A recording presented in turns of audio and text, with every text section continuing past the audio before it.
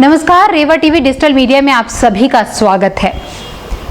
आज हम लेकर आए हैं आप सभी के लिए एक खास कार्यक्रम बात सकारात्मकता की, जहां एक और पूरा विश्व आज कोरोना महामारी से लड़ रहा है, जूझ रहा है। और आप देख रहे होंगे न्यूज़पेपर में, टीवी में कि चारों तरफ अफरा तफरी मची हुई है।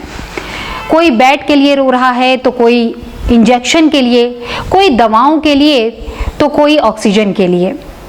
और ऐसे में जैसे ही कोरोना पीड़ित जो है वो सही हो जा रहा है, तो अब ब्लैक फंगस ने भी अपना रूप दिखाना शुरू कर दिया है।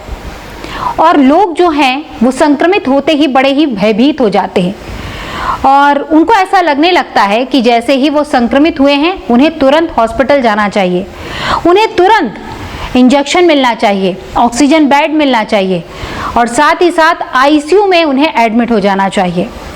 तो मैं यहाँ आप सभी की उन भ्रांतियों को दूर करने आई हूँ और साथ ही साथ एक चीज़ और बताने आई हूँ कि जो केंद्र सरकार की योजना है और जो राज्य शासन की योजनाएं चलाई जा रही हैं, सरकारी हॉस्पिटल्स में जो डॉक्टर अपनी ड्यूटी पर लगे हुए हैं, दिन रात एक कर रहे हैं, वो बहुत अच्छे तरीके से मरीज को ट्रीटमेंट दे रहे हैं और मरीज जो हैं वो सही होकर अपने घर जा रहे हैं। क्योंकि कुछ लोगों की एक मान्यता होती है कि हम अगर सरकारी हॉस्पिटल में जाते हैं तो मौत निश्चित है। तो मैं आपको बता दूं कि अब सरकारी हॉस्पिटल में जो इलाज है वो बहुत अच्छे तरीके से मिल रहा है और मरीजों के साथ बहुत अच्छे तरीके से ट्रीटमेंट हो रहा है। और आज जो मैं आपको कहानी सुनाने जा रही हूँ वो भी किसी एक ऐसी ही महिला की है। और बात अगर मैं करूँ तो हम जबलपुर शहर की बात कर रहे हैं, जहां एक और लोग ये मानते हैं कि प्राइवेट हॉस्पिटल में सरकारी हॉस्पिटल से कहीं अच्छा ट्रीटमेंट मिल सकता है और हम सही हो सकते हैं। तो आज मैं आपको सरकारी हॉस्पिटल के ट्रीटमेंट के बारे में भी बताऊंगी और किस प्रकार से एक मरीज जो एक अन्य प्रदेश का था वो सही होकर गया। तो ये कहानी है इलाहाबाद की रहने वाली मुग्धा ही की, जिनका मायका इलाहाबाद में है और सतना में उनका ससुराल है। और हुआ यूं कि उनके यहाँ उनके भाई और पिताजी उनसे मिलने आए थे और कुछ कार्यक्रम था और इस बीच वो कोरोना संक्रमित हो गई और वो 8th मंथ प्रेग्नेंट भी है। जब वो संक्रमित हुई तो उनके पिताजी और उनके जो भाई हैं वो बड़े चिंतित हो गए और मुग्धा जी को सबसे पहले तो सतना में हॉस्पिटल उन्होंने ढूंढा कि जहां उनका ट्रीटमेंट हो सके, लेकिन अफसोस कि वहां पर ऐसा उन्हें कुछ भी नहीं मिला और ऑक्सीजन लेवल जो है वो धीरे धीरे कम होने लगा। उसके बाद वो सतना से जबलपुर आए और जबलपुर में आकर उन्होंने हमसे संपर्क किया और उनका फ़ोन रात में आया। एक ऐसा फ़ोन जो कि शायद मेरे संपर्क में नहीं था और मैं उन्हें नहीं जानती थी, वो मुझे नहीं जानते थे। लेकिन हुआ ये कि वो जिन्हें जानते थे वो पहले जबलपुर शहर के पावर ग्रिड कंपनी में थे और हमारे बहुत अच्छे परिचित हैं अजय शुक्ला जी। और शुक्ला जी ने उन्हें तत्काल मेरा नंबर प्रोवाइड किया और उसके बाद मनीष भोला जी से मेरी बात हुई। उन्होंने बताया कि उनकी जो बहन है वो 8th मंथ प्रेग्नेंट हैं और साथ ही साथ कोरोना संक्रमित हैं और ऑक्सीजन लेवल जो है वो डाउन होता जा रहा है। हमने तुरंत संपर्क किया सबसे पहले रेड क्रॉस में और रेड क्रॉस के जो वॉलंटियर्स हैं वो मेडिकल में ड्यूटी निभा रहे हैं। सबसे पहले उनसे संपर्क किया, उनसे बातचीत की और ये पूछा कि वहाँ पर बेड अवेलेबल है कि नहीं। और कहते हैं कि जब आप किसी की सहायता करने के लिए आगे बढ़ते हैं तो ईश्वर भी आपकी सहायता करता है। और हुआ यूं कि जब मैंने कॉल किया उसी समय एक बेड खाली हो रहा था। तो वहाँ वॉलंटियर्स ने हमें ये बताया कि दीदी अगर 15 मिनट में पेशेंट आ जाता है तो बेड उनको मिल जाएगा, क्योंकि यहाँ से एक बेड जो है वो खाली हो रहा है। तो फिर मैंने उन्हें बताया कि जो मरीज है वो प्रेग्नेंट है और साथ ही साथ कोरोना पॉजिटिव भी हैं और उनके लिए ऑक्सीजन बेड भी चाहिए। तो उन्होंने कहा कि कोई समस्या नहीं है, आप भेज दीजिए। और ये बात थी रात के 2 बजे की। सोचिए आप, एक सरकारी hospital, Netaji Subhash Chandra Bose medical college, और वहां पर रात में वार्तालाप हो रही है और एक पेशेंट जो कि बाहर से यहाँ पर आया हुआ है उसकी केयर की। और उसके तुरंत बाद उनके भाई मनीष भोला जी अपनी बहन को लेकर गए। वहाँ उन्होंने उनको एडमिट करवाया। ड्यूटी डॉक्टर ने उनको देखा, उनकी जांचें शुरू हुई और उसके बाद उनका ट्रीटमेंट शुरू हुआ। हर आधे घंटे में मैं वहाँ की अपडेट ले रही थी और उसके बाद सुबह तक सब कुछ नॉर्मल हुआ। ऑक्सीजन लेवल बहुत अच्छा हो गया क्योंकि उन्हें तुरंत ऑक्सीजन बेड मिल गया था और उसके बाद उनका ट्रीटमेंट चला।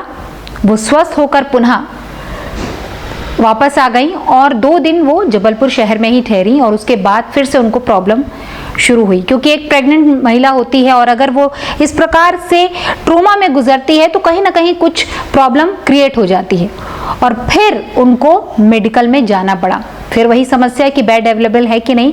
तो अब क्योंकि कोरोना थोड़ा सा कंट्रोल हो गया है तो उनको बेड इजीली मिल गया और उनका ट्रीटमेंट क्योंकि पहले भी वहाँ पर चल रहा था, फिर उनको वहाँ पर एडमिट कराया गया और ट्रीटमेंट चला 2 दिन और वो पूर्णतः स्वस्थ होकर अब जबलपुर से सतना जा चुकी हैं और बहुत खुश हैं कि उन्हें सरकारी हॉस्पिटल में इतना अच्छा ट्रीटमेंट मिला और वो चाहे तो प्राइवेट हॉस्पिटल में भी जा सकती थी, लेकिन हमने उनको एडवाइस ये दिया कि मेडिकल में बहुत अच्छा उपचार चल रहा है, विक्टोरिया में भी बहुत अच्छा उपचार चलता है और साथ ही साथ जितने यहाँ पर सरकारी हॉस्पिटल हैं वो डॉक्टर्स बहुत अच्छे तरीके से ट्रीट करते हैं।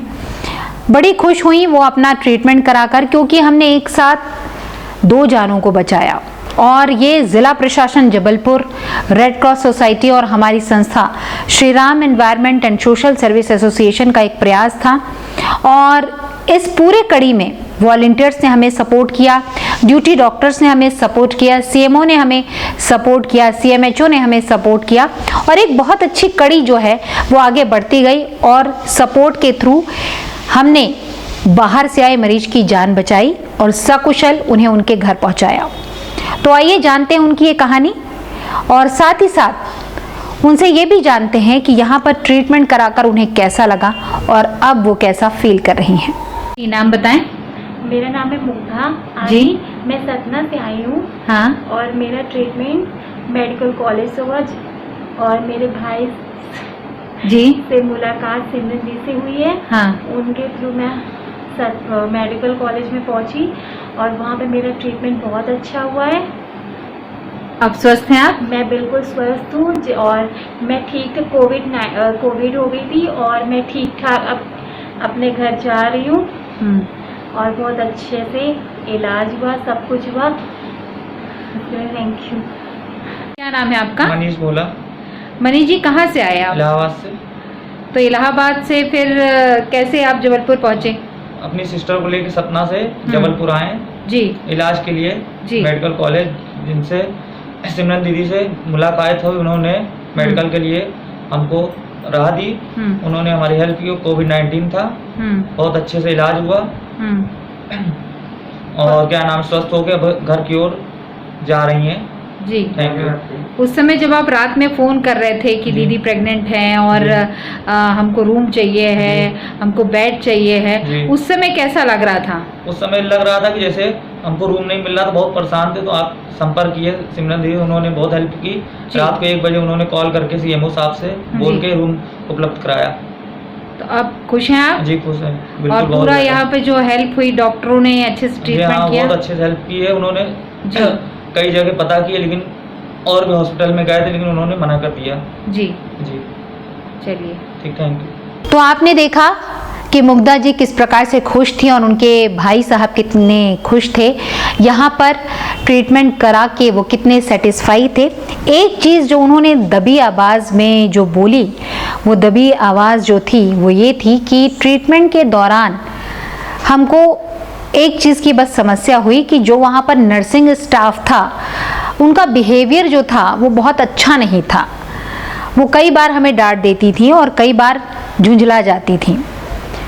तो मेरा सीएमएचओ साहब से, ज़िला प्रशासन से यही एक रिक्वेस्ट है, एक मेरी उनसे यही रिक्वेस्ट ये रहेगी कि जो भी नर्सिंग स्टाफ हैं, जैसे कि अभी काउंसलिंग हो रही है, उनको बस इतना कहा जाए कि जो भी पीड़ित मरीज आते हैं उनके साथ आप एक फ्रेंडली बिहेवियर करें। और झुंझलाना मैं समझती हूँ क्योंकि 24 आवर्स उनकी ड्यूटी लगी हुई है और साथ ही साथ उनके बिहेवियर को भी मैं समझती हूँ नर्सिंग स्टाफ के।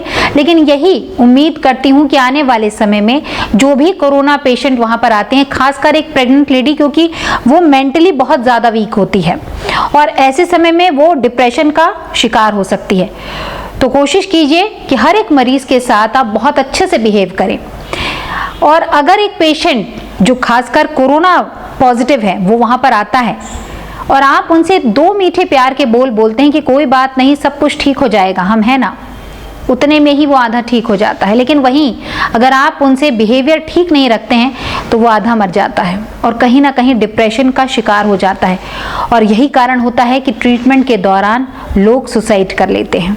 तो कोशिश कीजिए कि जो इंसान आपके भरोसे आ रहा है उस भरोसे को आप पूरा कर सकें, उसकी कसौटी पर आप खरे उतर सकें, उनके साथ मानवता और इंसानियत पूर्वक बिहेव करें। और इस बात की चर्चा मैंने पहले भी कलेक्टर कर्मवीर शर्मा जी से की थी अपने पहले मीटिंग में, और उन्होंने बाकायदा इस बात को माना और काउंसलिंग के लिए बाकायदा उन्होंने काउंसलर्स अपॉइंट किए हैं। लेकिन ज़रूरत है कि जो डॉक्टर्स, खासकर ड्यूटी डॉक्टर और नर्सिंग स्टाफ कार्य कर रहे हैं, वो कोशिश कीजिए मरीज के साथ अपना सा उनको लगे और 2 प्यारे मीठे बोल अगर आप बोल देंगे तो आपका भी कुछ नहीं जाएगा, लेकिन हाँ, मरीज जो है ना वो खुश हो जाएगा।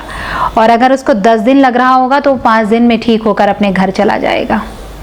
तो ये थी हमारी आज की खास रिपोर्ट आप सभी के लिए, बात सकारात्मकता की। और ऐसी ही बातें हम आपके बीच में लेकर आते रहेंगे। और साथ ही साथ आप कोशिश कीजिए कि वैक्सीनेशन ज़रूर करवाएं, क्योंकि हमारी मुग्धा जी ने वैक्सीन का 1 डोज ले लिया था। और बात अगर वैक्सीनेशन की हो रही है तो मैं आपको बताना चाहूँगी कि अगर आप दोनों वैक्सीन लगा लेते हैं और उसके बाद कोरोना संक्रमित होते भी हैं तो कोरोना सिर्फ आपको टच करके जाएगा और आप 2-3 दिन में बहुत अच्छे हो जाएंगे। और जो लोग वैक्सीन से ये डर मना रहे हैं कि हम वैक्सीन लगवाएंगे और बीमार पड़ जाएंगे और हमारी डेथ हो जाएगी, तो मैं आपको बताना चाहूँगी ऐसा तभी पॉसिबल होता है जब आप बहुत सारे रोगों के शिकार होते हैं। तो कोशिश कीजिए, जो गवर्नमेंट ने वैक्सीन का कार्य शुरू किया है वैक्सीनेशन का, उसमें आप पार्टिसिपेट करें, खुद वैक्सीन लगवाएं, अपने घर के सभी मेंबर्स को लगवाएं और अपने दोस्तों को भी जागरूक करें कि वैक्सीनेशन ज़रूर करवाएं। और जब भी आप घर से बाहर निकलें तो मास्क पहनना है, सोशल डिस्टेंसिंग का पालन करना है, कोरोना प्रोटोकॉल का पालन करना है, खासकर जब तक इस जनता कर्फ्यू है और लॉकडाउन है। धन्यवाद।